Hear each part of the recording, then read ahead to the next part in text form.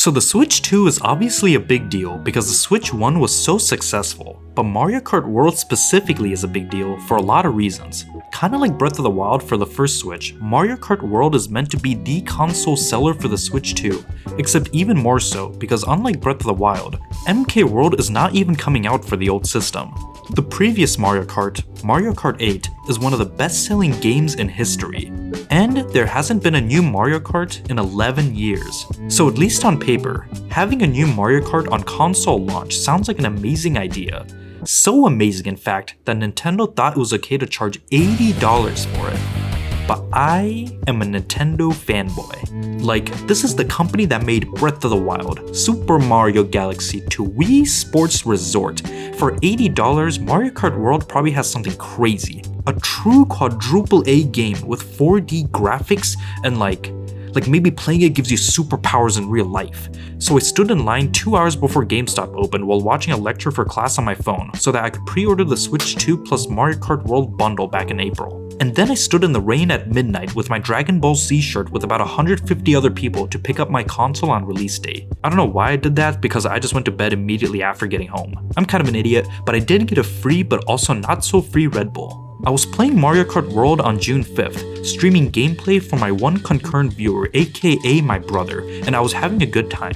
Like, it's a very fun game, and it does feel like the next Mario Kart. But as I was playing, I kept having these thoughts. Why is this game $80? Why did Nintendo take 11 years to make this game? These are questions that I thought would be answered after playing the game, but I still don't see it.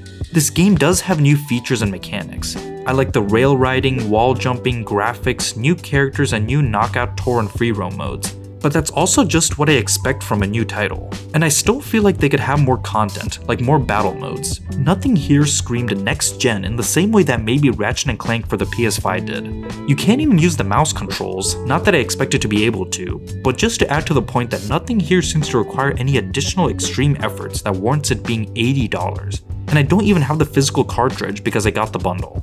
I'm trying to find meaning in that $80. Like, what does it mean for Donkey Kong Bonanza to be $70? Will it be a smaller game?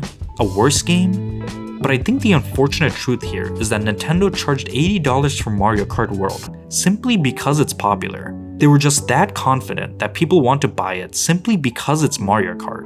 And they're not wrong. Donkey Kong, on the other hand, is not as popular or well known. Now I know you can crack open some ancient scriptures and read about how games costed $300 or something back in the NES era, but at least when I was growing up in the early 2000s, new, big, first-party AAA chonkers were about $50 to $60, and they stayed that way for multiple console generations. This was a pretty fair price, but still an amount where I wouldn't buy more than maybe like 2 games a year. The jump to $70 in 2020 annoyed me, but it was at least accompanied by a technological leap because these new generation consoles were very powerful, supported ray tracing and other features. Nintendo bandwagoned on the $70 train with Tears of the Kingdom in 2023, but also that was Tears of the Kingdom, and it's also on an expensive cartridge instead of a disc, so I just gave them a pass. Now, only 2 years later, Nintendo has upset the balance of the universe by making Mario Kart World $80. Trying to convince my parents to buy games back in the day for $60 was pretty difficult. At least I make some money of my own now, but asking for $80 games back then would not have been pretty. And this isn't just an isolated incident. Like, Nintendo seems to have just gotten a lot more greedy these days. The Switch 2 demo game is not only paid, but you have to buy all the expensive accessories to complete it. Remember when Reggie gave us Wii Sports for free? Having an entire button on your controller be connected to a paid service is also crazy. Nonetheless, I'm still a huge Nintendo fan, and I really like the Switch 2 so far. No regrets. We have a great lineup, unlike some other consoles, and I am beyond excited for this new generation of Switch. And at least I got Mario Kart for $50 because of the bundle. But this trend of increasing greediness is worrying, and I hope it doesn't continue to grow out of hand. Is Mario Kart World a great game? Yes. Should it be $80? No. If I could go back in time, would I buy Mario Kart World for $80? Yes. Did playing Mario Kart World give me superpowers? Cannot confirm nor deny. Press the like button and subscribe for more, and as always, thanks for watching.